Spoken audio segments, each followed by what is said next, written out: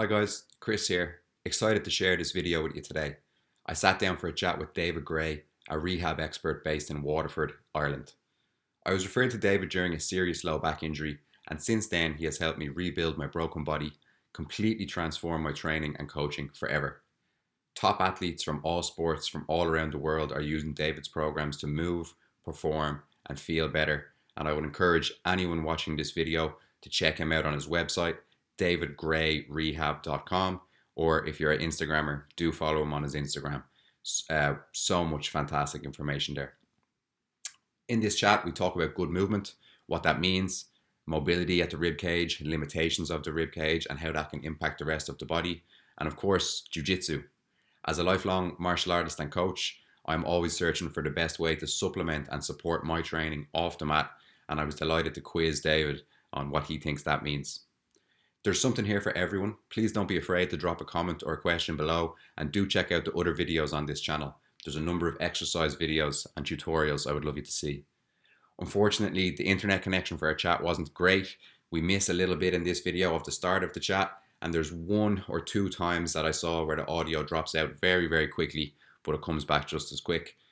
Once the lockdown and the COVID situation clears up, I'll be sure to sit David down face to face if I can catch him, and we'll get a little bit of a higher quality podcast done. I do hope you enjoyed the video, and don't forget to give it a like and share if you find it interesting at all. This is David Gray. I'm in my kitchen this time. I've kind of, it kind of half looks like an office, but not really. We got the tiles up on the wall the other day, so this has been my lockdown kind of podcast space. But there's a television there. I have to get the zoom just right. So it looks the part. Yeah, you'd be surprised what a book and a plant and a rib cage will do for you. Yeah, I'm the exact opposite here. One very small picture in the background. It makes it look like the space is bigger than it is, though. For anybody that hasn't seen myself or your work before, David, I met you through quite a serious low back injury that I had. I have been training martial arts, Brazilian jiu-jitsu for many years. That was my job. That was my hobby. That was my outlet for stress of all kinds. And through quite a serious bout with low back pain, sciatica, I felt like I had exhausted any and all rehab and doctor's appointments that were available to me, had a low back surgery, and I met yourself.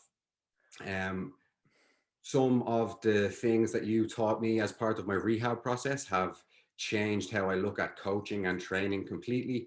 And that's certainly one of the things that I'd like to talk about a lot today, is some of the things that you might have even seen in our first call in the space that I was in. I remember was dark and a little bit depressing, and I remember speaking to you for the first time. This was during lockdown, and a time where I couldn't really see a physiotherapist in person. I couldn't really see a doctor in person, and I met you.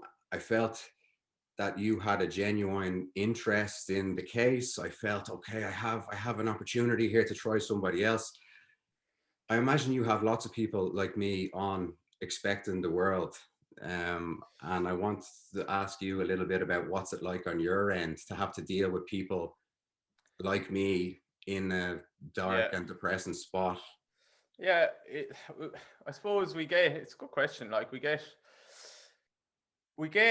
we do tend to get a lot of people like who, unfortunately, we're getting a lot of people who, like, I've tried 20 other things and now, I've nothing left, I'll just give this a crack. And that's unfortunate, because, like, I don't think that the industry should be all of these things, and like good movement is the last stop. I think it should be the first stop, and then, like, maybe I sprinkle in some of these other modalities around that. So it's not like the David Gray rehab method. It's just like, here's good quality movement, good quality principles of, like, yeah, my body should move, how I should hopefully think about my body, and hopefully have some kind of a positive outlook on life, and all of these things combined has an impact on me. So that is starting to change a lot, but for a while there, it was just like, right, you're the last resort, because someone else told me that, I was going to have surgery and you were able to sort them out. So, like, that's changing, and it's good. But I like it, but I like in general being able to deal with people of all walks of life. So, like, one of those is people who are struggling a little bit, you know. So I'm a fan of that, but it needs to change, like that just focusing on really good quality movement, getting stronger, like how you think about your body, that's the last resort. That just it, and it is changing, and you've seen that, and it's not just, and that's not just like our bias, I don't think, in terms of like this is just the world that we're starting to see now. I think it's changing a lot.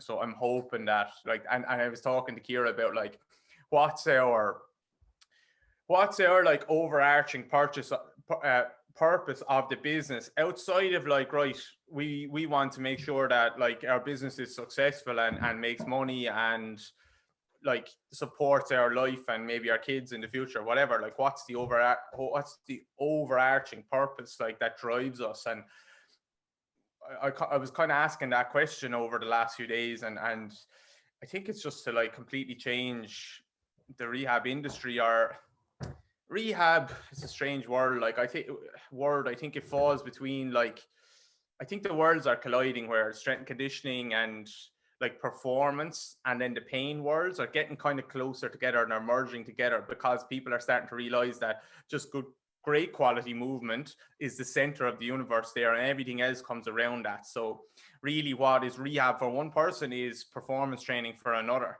And we're all humans at the end of the day. So yeah, I guess that's a very, very roundabout way of answering your question, but like it's just we're the industry as a whole needs to be better, you know.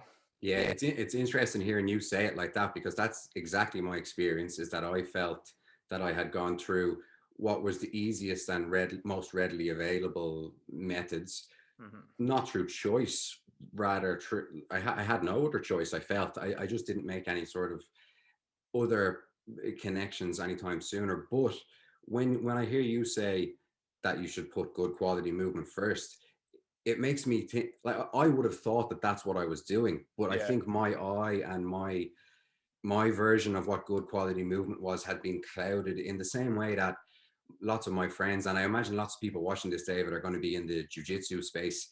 And there's two popular there's two worlds that collide in terms of supplementing your training around jiu-jitsu. And one is very much a yoga and a flexibility type of world, and one is very much weightlifting, whether it's a powerlifting, a more bodybuilding, even an Olympic lifting, a kettlebell, stuff like this. And they both have kind of slightly different ideas, but they both produce arguably similar performance benefits, you know. But my ideas of good quality movement came from being able to perform a yoga stretch well, being able to do a barbell movement well. And it was only until I met you, which overlaps a little bit with what you were saying also, that I started to see that in terms of the rehab stuff being similar to the performance stuff, I started to see that the stuff that I had been doing to try to take some pain out of my lower back is stuff that I should have been doing 10 years ago to try to bring some stability, strength to the system. And I think what I've taken so much from you now is that it's not that it's not that it's something different to exercise. It's not that it's something different to good movement. It just is good movement, and it is good exercise from a human being's perspective, rather than from a weightlifter's perspective or a yogi's perspective, or in my case, a jiu-jitsu perspective. Because being able to perform a jiu-jitsu technique, unfortunately, doesn't have very much correlation with standing up straight and going for a walk. And that's kind of where I got lost for a long time. Yeah, and like a lot of people will get away with that. Like, you know, unfortunately, there's some people who are, there's kind of cockroaches who you can't kill them. They can do whatever they want and they'll survive. And then there's canaries where like any small thing and things will go wrong. I'm not saying you're a canary, but like people fall on different ends of the spectrum. So that's one reason why we should be careful with modeling our training on like talking heads in the sports industry, and like, oh, I do this type of training and look how great an athlete that person is. That person could literally do any type of training and they'd still be an amazing athlete. A lot of the time, to be honest, and I get a chance to work with a lot of these people and they still perform well. They might feel like crap, but like at the end of the day, when you're performing at a high level, that doesn't really matter, because that's not what you're worried about at that time. Like, it's performance. That's what you're worried about, and that's where we need to move people towards. But still, they'll tell you like they feel like crap, they're feeling worse, they're really struggling, or else like you just look at their training and actually it's having a massive negative impact on what they're on how they're performing. So like there's a lot, but you mentioned the yoga worlds, the Olympic lifting worlds, like all of these worlds, they all get something right. Like they all have, we can all talk to someone who said, yeah, this worked for me, this worked for me. They all get something right, but I'm not interested in that. I'm interested in the principles of why what they do works, and being able to take them out, because they all, and this isn't what's spoken about either, but there's a negative transfer of a lot of these things as well.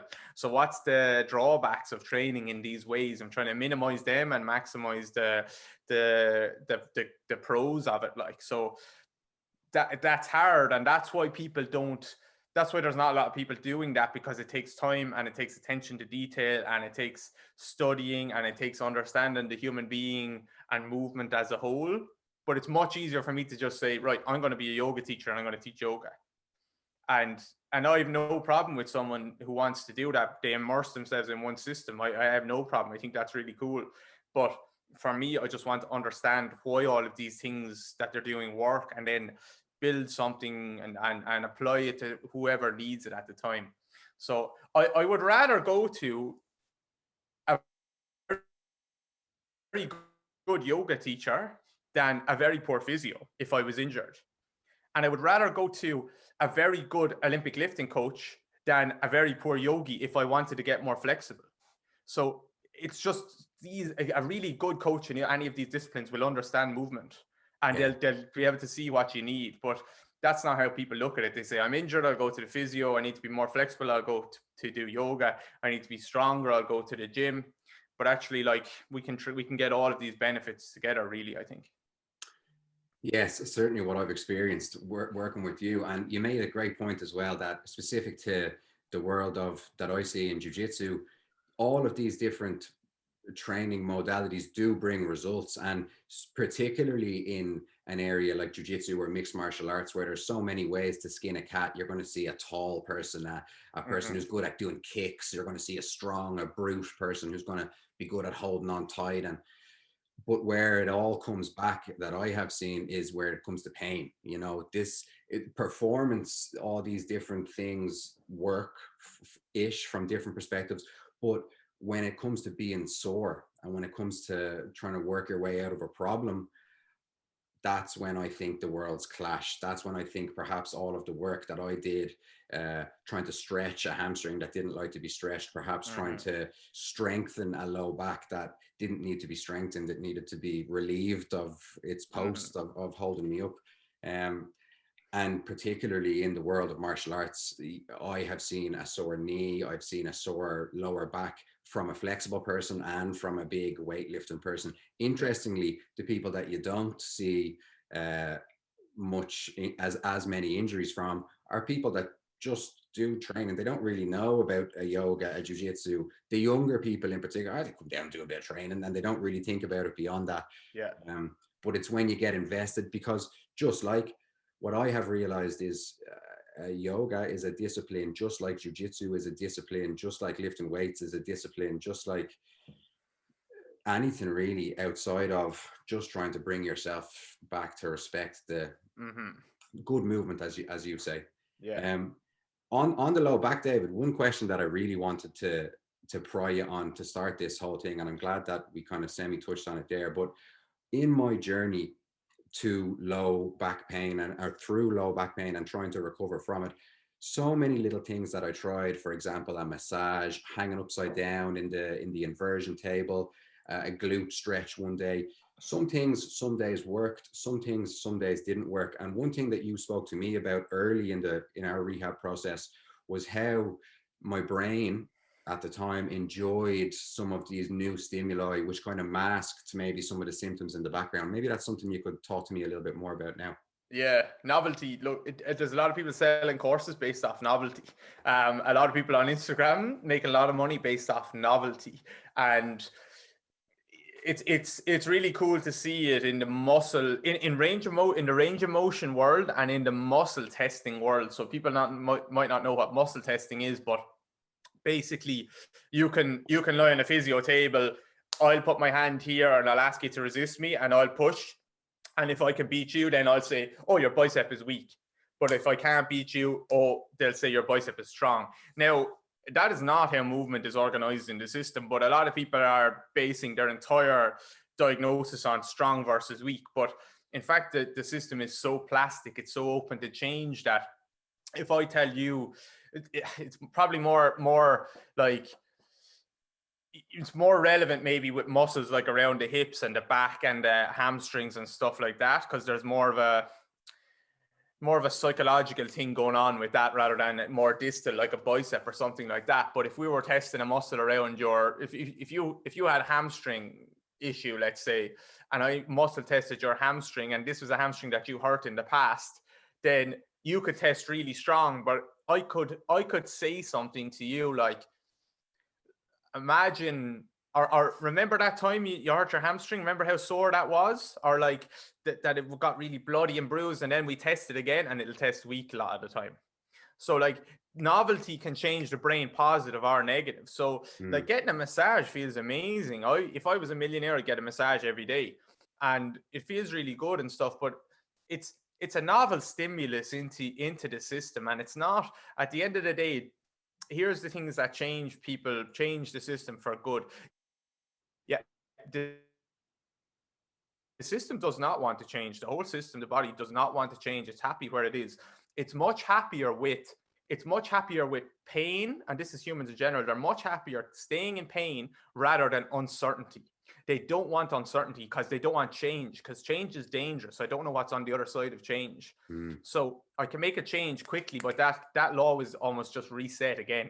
So you can say the exact same with range of motion. People can't touch their toes. They haven't touched their toes in 30 years. And you could give them a couple of cues, get them to do something, and the range will change. And this is what people are chasing again and again and again. That feeling when I get up off the massage table, geez, my back feels great. Yeah. But by the time I've walked to the cash register to pay, it's starting to reset what was there, because it was there for a reason in the first place. And these little movements in my body and how I contend with gravity is starting to reset this. And then I wake up the following day and it's back.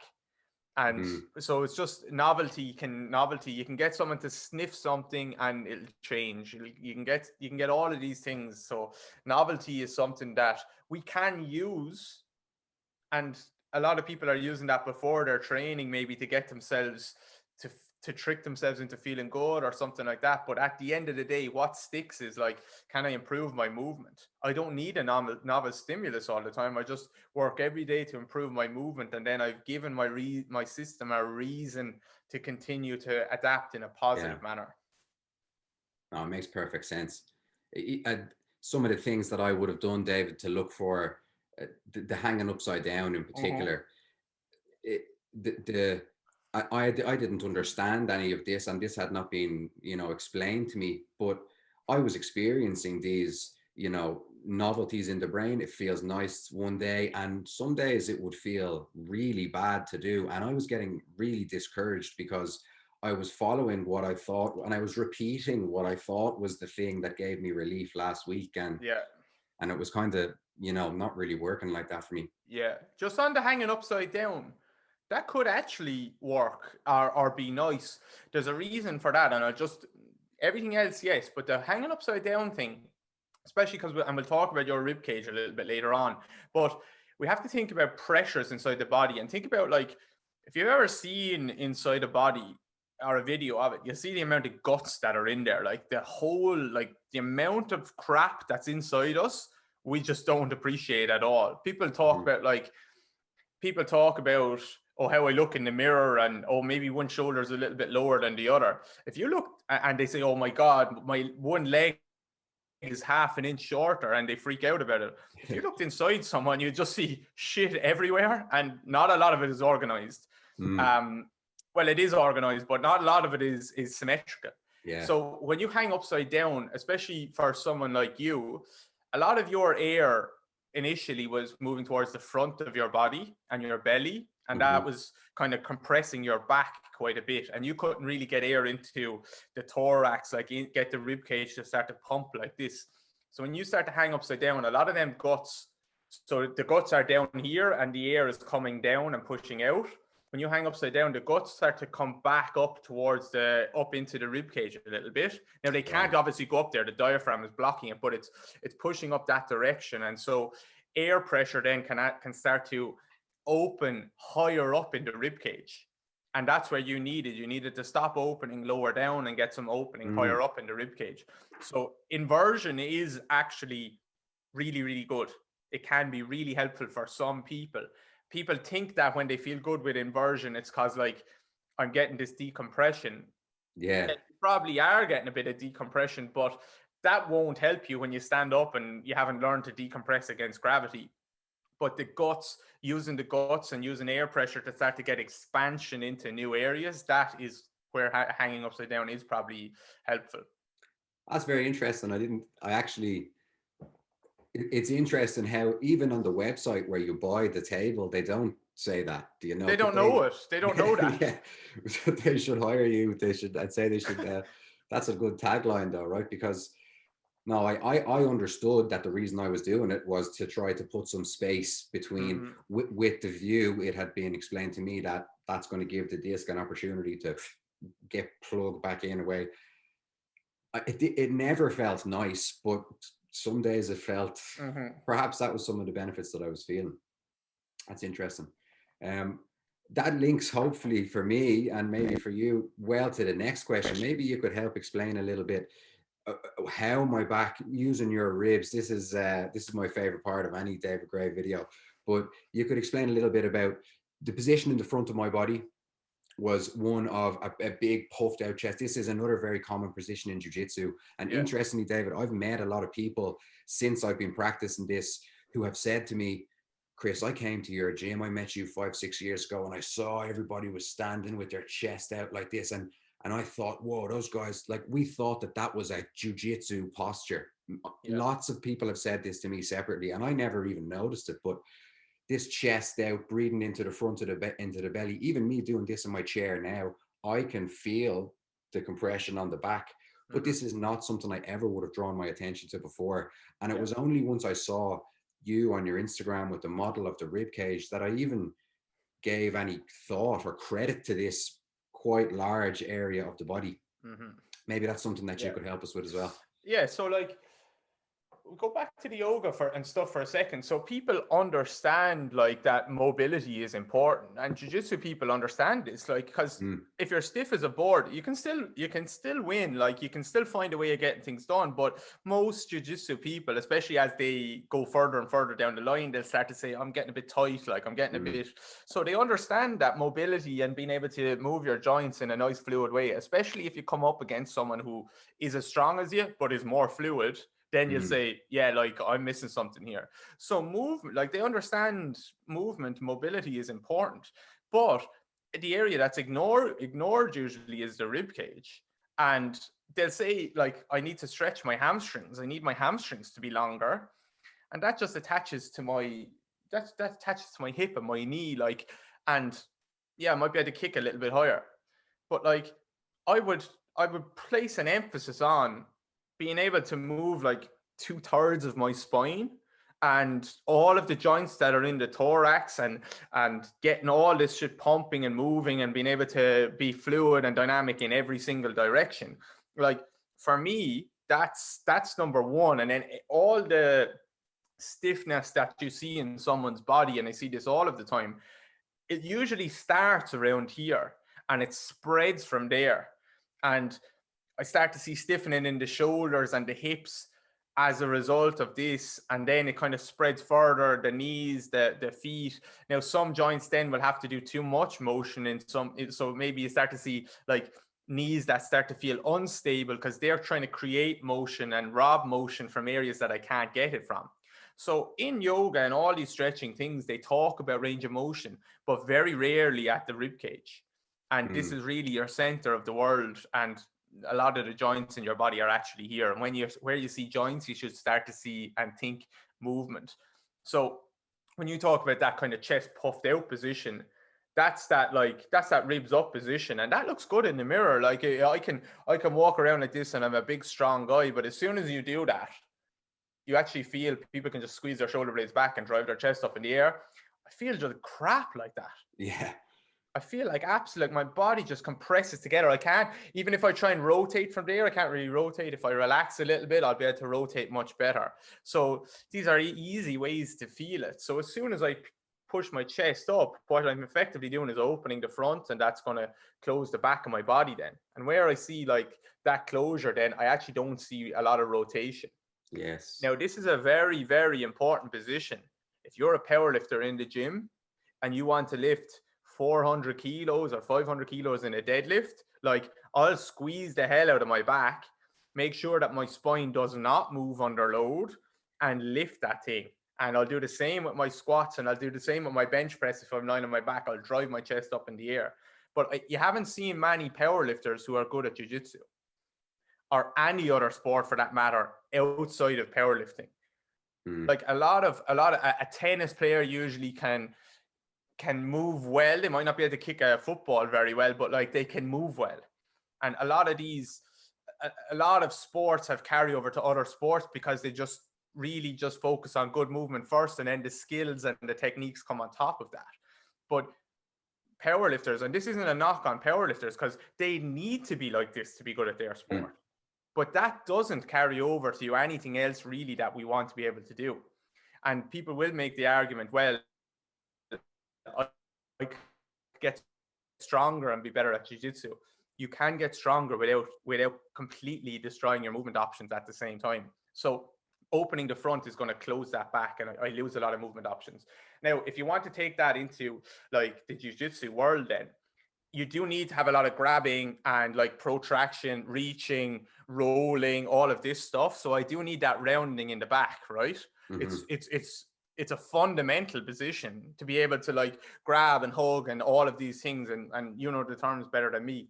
But as soon as terms. Yeah, so as soon as I have a rib cage that looks like that, I've lost a lot of movement here. These can't do this, and they can't rotate one versus the other, and I can't open the back. So now where does my rounding come from? It can't come on top of ribs that are externally rotated at the front, and it's going to come from my lower back. Yeah. So now I round lower back, because this is where the rounding should occur, but it doesn't. So, and where does all these disc bulges and all these issues start to happen? They start to happen in the lower back. And people then say, oh, I shouldn't round my back because it's dangerous.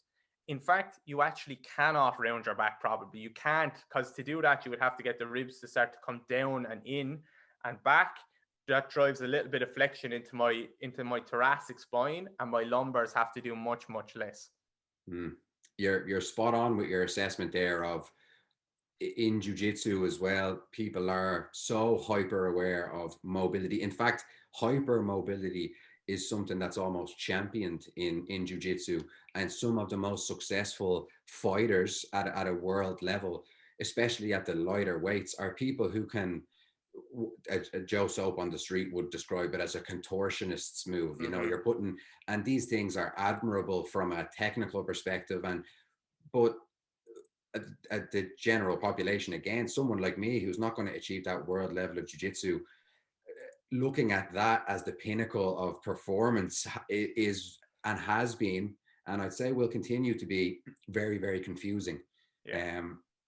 But it doesn't have to be. You have to remember too, like there's different ways, there's different body shapes and different ways of getting range of motion.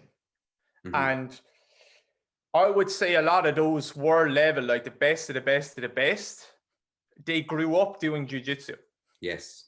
They just trained and trained and trained, and they were in them ranges of motion with their shoulders and their hips all of the time. And they built a lot of strength in those positions. And as a child, they probably never lost access to those positions, most importantly. So like you see kids, they have access to these ranges of motion. They trained as a kid, and they built a lot of strength through those ranges of motion. So their brain and their body was always comfortable there. The mistake that we make as adults usually is, I've lost those ranges of motion. And a lot of the time it comes from the center out. So this stiffens up and everything else kind of does as a result. And now I have a shoulder. So if I see someone with a completely stiff rib cage, which 90% of the people will have, I don't want their shoulder to be able to go into those ranges, because the rib cage, and I don't want to get too technical on this, but like these ranges, some of these ranges should actually be blocked in your body. They should not go there based on what the ribs and the pelvis are telling us. Mm-hmm. And now someone has a completely stiff rib cage and pelvis, but their hip can do this and their shoulder can do this. Now you've developed ranges of motion and lengthened through soft tissues that should not have been lengthened through. And there's ligaments that have been stretched, and now they're the so those people that have done that are the hardest clients I could, or me or anyone else could work with. They've started to develop laxity around joints that, yes, need to be mobile, but also need to have strength and stability there. So that laxity, so there's ways of getting range of motion, and starting with the distal joints and trying to stretch my life away through these is not the way to go. It's very dangerous, and it's very unhelpful in the long run. Oh, it makes perfect sense. And from a personal experience perspective, that's something that I would have attacked, and I had many problems in the body, whether it was a neck, a shoulder, a back, but I never actually did anything to the middle of my body as part of a rehab process. It was always, here's something for your ankle, here's something for your, but I never actually looked at or considered that there was movement options in a torso, because coming up in a traditional gym environment, there's no machine to exercise these movements. There's a machine for a bicep, there's a machine for a hamstring, a machine for a quad. And even working as a personal trainer, I kind of never really looked beyond the big muscle groups that you would see on the doctor's wall in the chart. I really never looked beyond them for any help. And it's only when it's explained, and when you actually even look visually at the size of the rib cage, that it's like, of course, why did I not consider, particularly for a martial art where something like rotation is so important. Yeah. And the people are going to talk for hours on correct punching technique or correct technique to do a particular move in jiu-jitsu where you're going to do a twist of the torso, many different avenues of thought. But I've never heard someone talk about what your actual body needs to be capable of to achieve those positions. Yeah. And in the gym, like, even if you take it in the gym, like you're talking about, like, all right, there's the bicep. Like, how would I train my bicep in the gym? I'd probably try and take my elbow through full range of motion and strengthen it. How would I train my hamstring, my quad? Even if you're talking about bodybuilding exercises, fine. Like, I'll do a leg extension or a hamstring curl. I'll try and take my knee through a full range of motion. But then they talk about the core. So if they accept that muscles get stronger by moving them through ranges of motion and freeing up the joint, so that the joint can, the muscle can pull on the joint, and the joint can pull on the muscle, and that's what stimulates the muscle and gets it like through a stretch and a shorten. But then when we talk about how would you train the core, if you think about most people training the core, they're doing planks and they're doing anti-rotation exercises, and everything is bracing, Palloff presses, stiffen everything up. So we're just teaching people how to get even more stiff through the body. And planks and stuff, I like them, but it's just one function of the core, is to be able to brace against something. But that's only good as well, like, if I can actually start to move around that as well then. So people are so confused around what to do with the center of our body. They don't understand it, and they can't. And you just look at people moving, their spines move like shit. Oh, that's again another nail on the head from personal experience of training the core. I either did exactly that, a plank or isometric type exercise, or something, a movement that I perceived just because someone told me was good for your core. For example, I might have tried, I thought I had the idea that any compound lift that I did was going to train my core. Or I would have done, an example, an L sit hanging on the bars. And if my core worked elsewhere in my life, those I'm sure are fantastic exercises. But for me at the time, where that core wasn't doing anything really that it was supposed to do.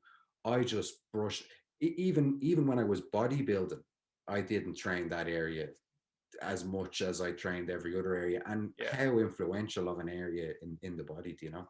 Yeah. So you're Yeah. right with the confusion. Absolutely right with the Yeah, confusion.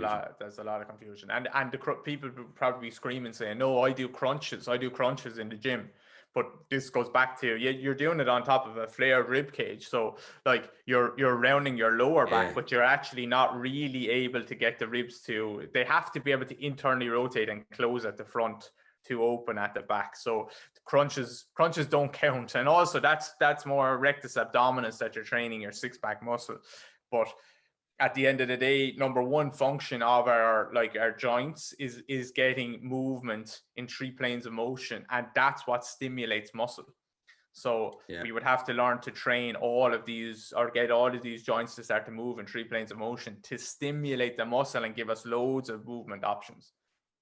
Understood, and a reason why I'm going to continue those training methods long beyond rehab, and hopefully will get every single student that comes through my gym, jiu-jitsu wise, to try to bring some, even if it's in a warm-up, just to try to bring some attention.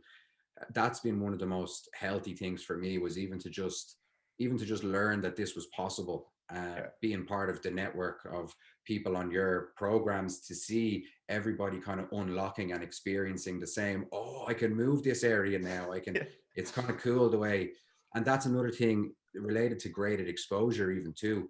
I i have experienced that, from maybe perhaps from a performance perspective, well, not perhaps, more than perhaps, from a performance perspective, individual sport is obviously a massive concern, and the demands of the individual sport, but particularly for someone that in an injury, or particularly for someone who's in pain at the moment.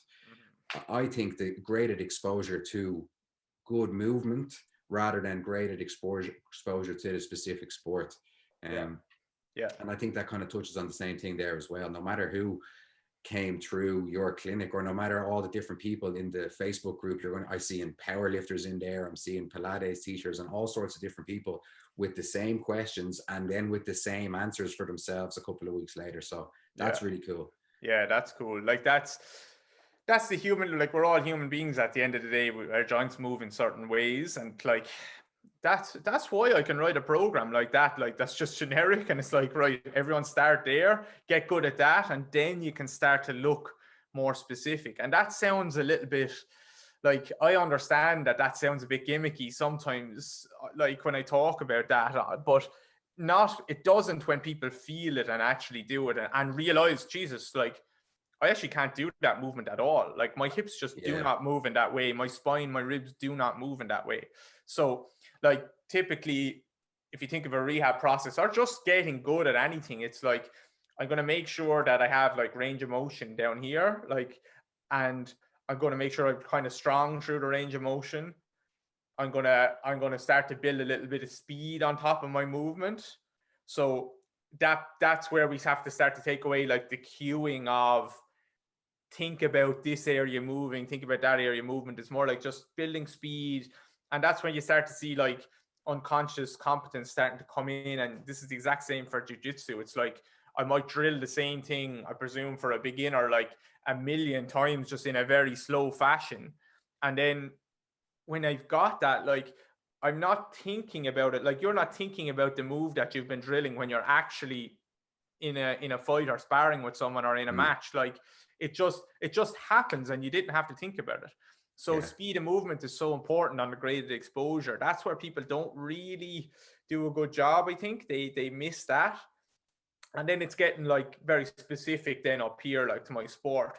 But everyone probably needs to move through the phases of like just generic moving really well, getting really strong as a human being, getting all my joints moving. And then it's like, right, I'm a tennis player, I'm a soccer player, I'm a Gaelic footballer, I'm jiu-jitsu. And like even me, to be honest, I even think like even our training up here in terms of just outside our sport could be still very, very similar, just yeah, tweaks depending on the individual person rather than the individual sport.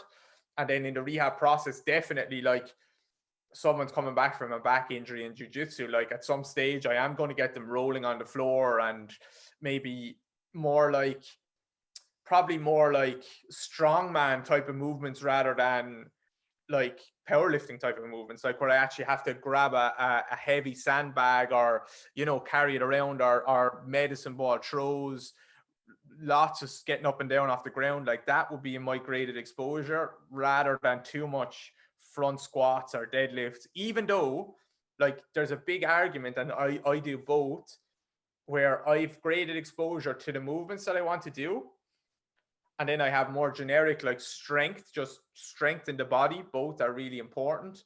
And I think people think about strength in the wrong way, in that, like, okay, I'm just going to strengthen my back muscles and make them stronger so that they can handle more force when I actually do whatever movement I need to do.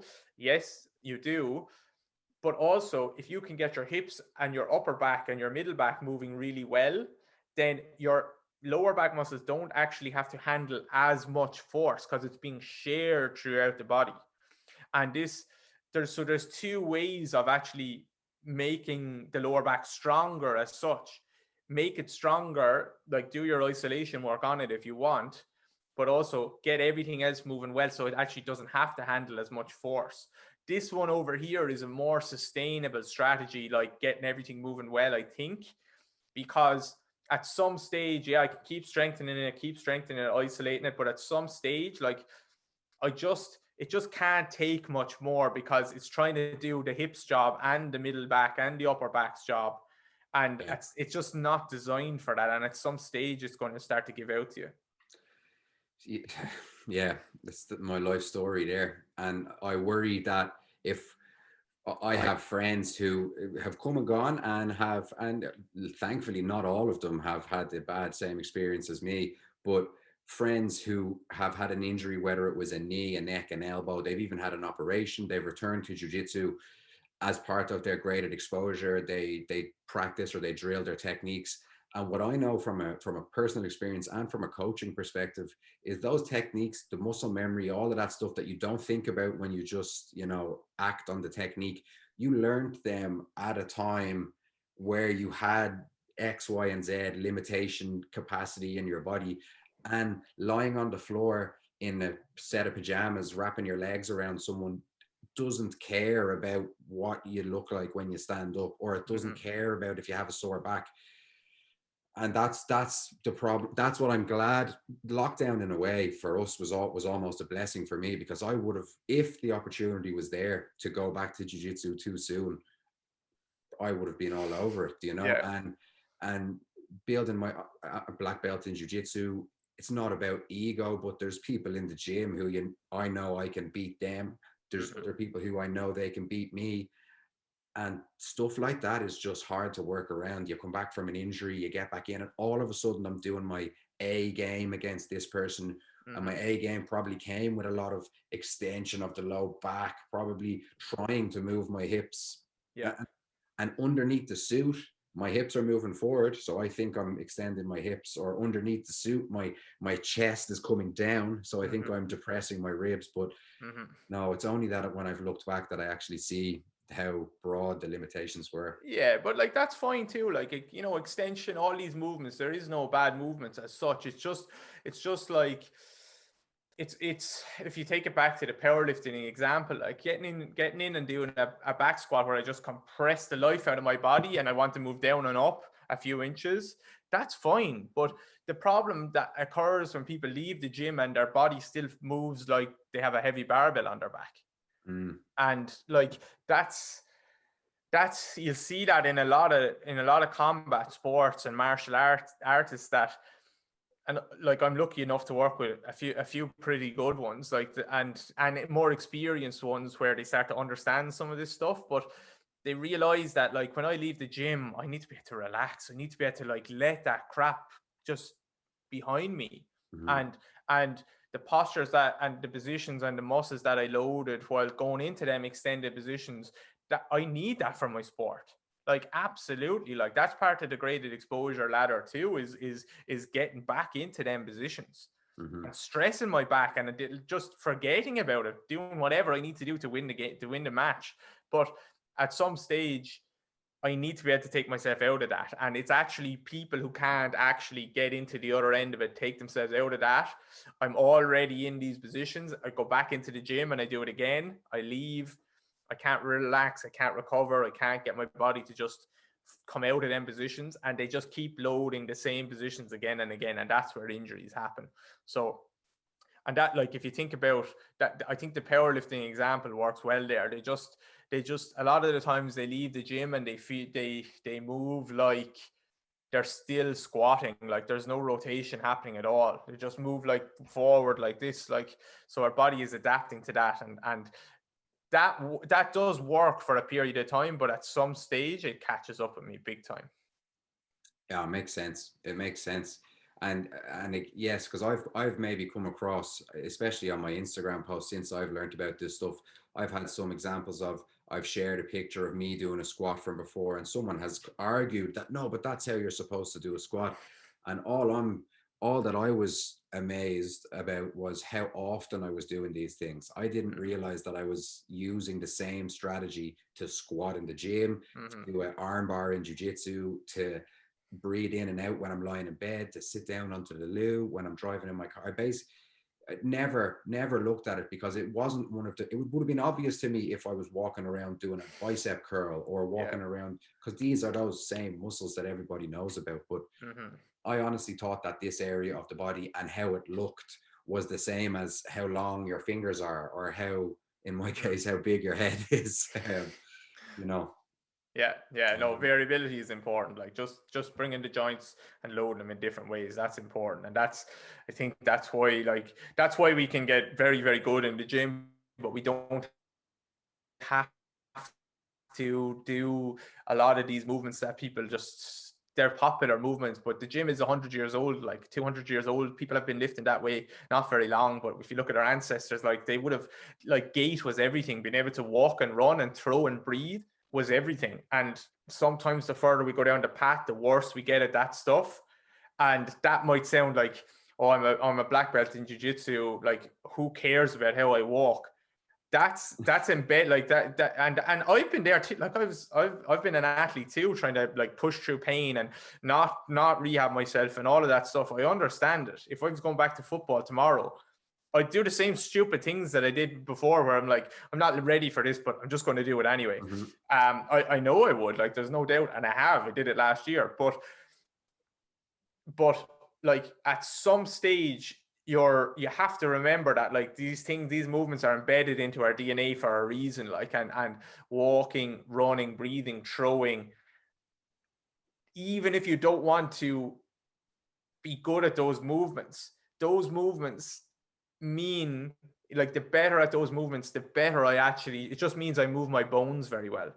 And I can get my system pumping and blood flow. Like, even blood is flowing to areas that it doesn't usually get pumped into. And our system is just a system of pumps, effectively moving things around. And where there's stagnation and no movement in the joints, there's probably not a flow of liquids moving through the tissues either. So, like, it's so much more than just, oh, how well does that person walk? When you see how well they walk and their gait cycle and how they breathe, you're effectively seeing the flow of information and the flow of flow is just a word, flow of everything moving in their body. And where there's a lack of flow, there's stagnation. If you look at a dirty river, like, it's not moving. We need movement, and that's not just on the outside. We need it on the inside. So lack of flow, lack of movement tells you a lot about someone. That's probably a brain and a person who's just a bit stuck in their lives as well, because these things that show up one place show up everywhere. So, like, you just need flow, you need movement, and that's not the same things again and again. You get stuck, and that's with anything in your life. You get stuck, you need to change it up. That's brilliant points, and I was smiling halfway through that, because that was going to be, David, my last question was why, and again, you've answered it, but if I had have seen this stuff, or if I had have been exposed to, gait and breathing at a time where I wasn't sore, me, a jiu-jitsu person, that is the exact question and it's the exact conversation I'll be having. Why do I care about walking and Yeah. running? That's not part of my sport. Yeah. But through working with you and through watching your courses and your media, that's what your legs are for. That's what your arms are for. Yeah. And if my leg can do its real job well, then I can start asking it to do a crazy jiu-jitsu move, or then I can start asking my arm to do similar.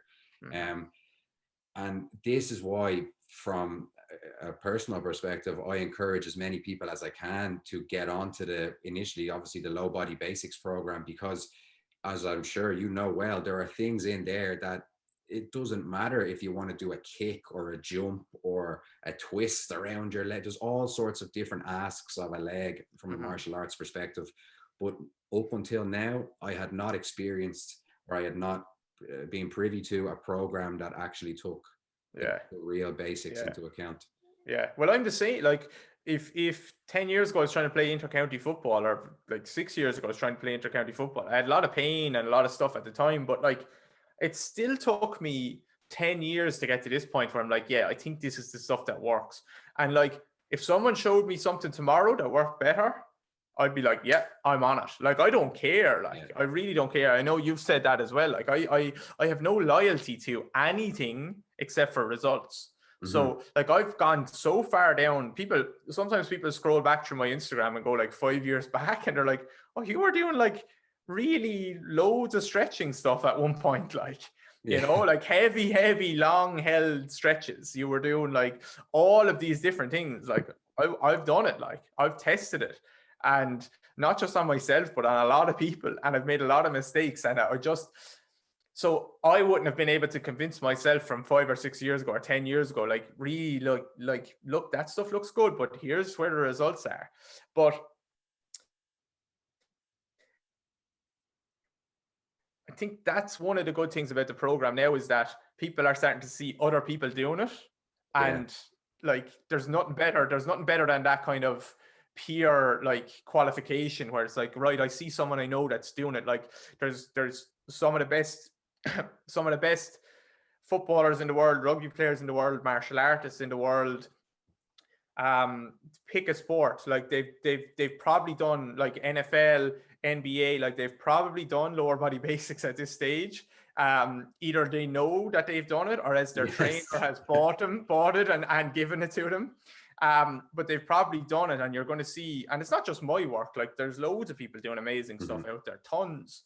I'm not trying to make it like you have to get the program. Like, there's so many people out there doing it, but when you start to see more and more of these people doing it, and we can't take that as trusting those people, because they usually don't know what they're doing either, but it at least gives people a qualification to say, yeah, like, if they're doing it, I'll try it, you know. Absolutely. So like, at one stage yoga wasn't popular, or excuse me, Pilates wasn't popular, like, and people were probably laughing at that at one stage, but that's just a process things go through. And at the end of the day, like, when you feel the changes there, you just can't argue with that. Like, there's 5,000 people have done the program now that I know of, probably double that, and like, I don't think I've had anyone argue with me on it, because they can't. No, it feels so good. It feels so good. Dave, thank you so much. It's been really interesting chatting with you. These are things that, even though I've asked you many of these questions in many different ways before, and I always take something new. I've spoken to so many people over the last year who I would have loved to just take you out of my back pocket and go, please answer that question. They won't listen to me, so. Well, you don't be so sure. And I see, so I've met many different coaches in a martial arts perspective, and how you approach coaching and how you approach learning yourself is exactly the way that I envision a good coach, and exactly how I would try to be from a martial arts perspective. So outside of my own rehab and performance journey, I've learned and taken a lot from you in that respect as well. So thank you so much. It's just principles, isn't it? Like, you see people that are successful in any field. I don't mean that I'm successful, but people are success. It's the same things again and again. Like, there's a reason why Elon Musk, and like, you can listen to anyone on the Tim Ferriss show, they usually say the same things in a different way, and they do that with their discipline. So that's what I love looking at. track coaches and martial arts coaches, and like the best just seem to get it, and they know, they recognize things, and they have a way of getting things across. Like, so it's principles like always over methods.